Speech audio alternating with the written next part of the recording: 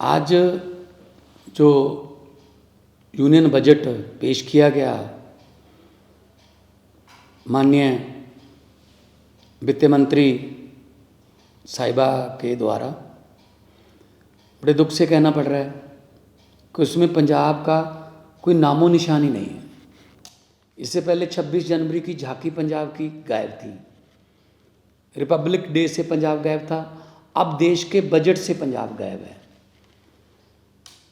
ये समझ नहीं आती कौन सा बदला ले रहे हैं ये पंजाबियों से। हमने, क्योंकि बॉर्डर स्टेट है, हमने 1000 करोड़ रुपए की मांग की थी कि बीएसएफ उनको अपग्रेड करने के लिए, मॉडर्नाइजेशन करने के लिए बॉर्डर की, क्योंकि ड्रोन वगैरह बहुत आते हैं, एंटी ड्रोन सिस्टम लॉन्च करने के लिए, उसका नाम भी नहीं लिया गया। हमने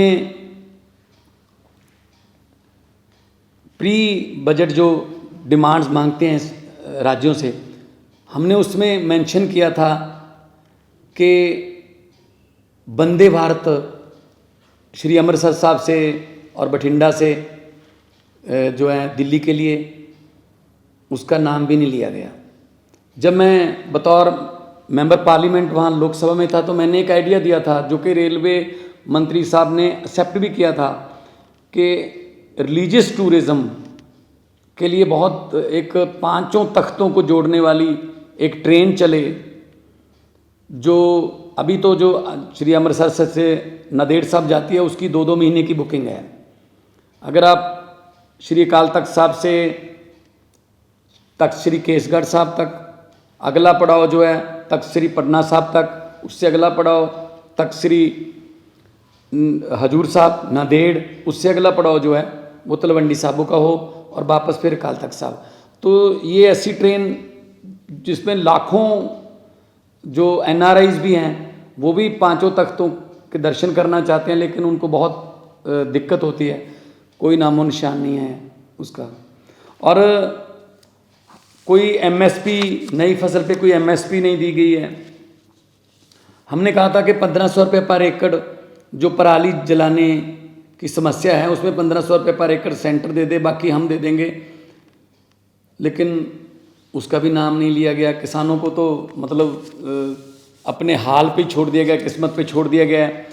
और हम कॉलेज बना रहे हैं, 16 नए मेडिकल कॉलेज बना रहे हैं। इन्होंने कहा है कि जी कि नर्सिंग कॉलेज खोलेंगे, कब से खोलेंगे, कब से वो चल रहे होंगे, कोई उसमें डिटेल नहीं है।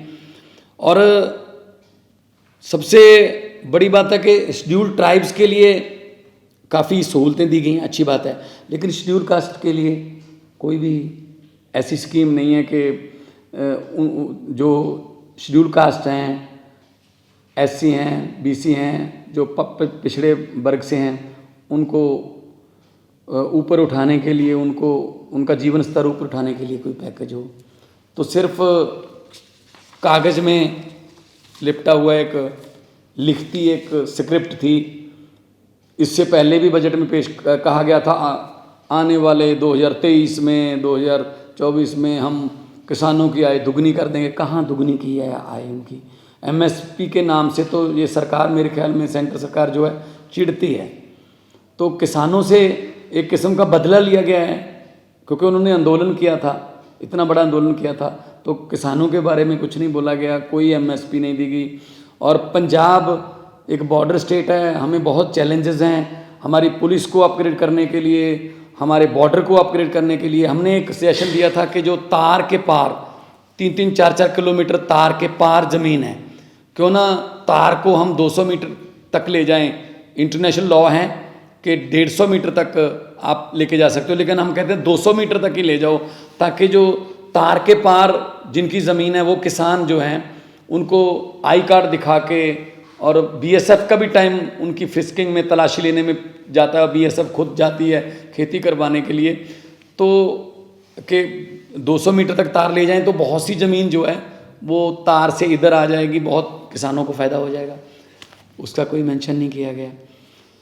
तो मुझे तो लगता है ये कोई बदला ले रहे हैं पंजाब से, लेकिन पंजाब जो है वो एक ऐसी स्टेट है जिसने 90% कुर्बानियाँ देश को आज़ाद करवाने में और अभी भी देश की आज़ादी को कायम रखने में हम कुर्बानियाँ दे रहे हैं।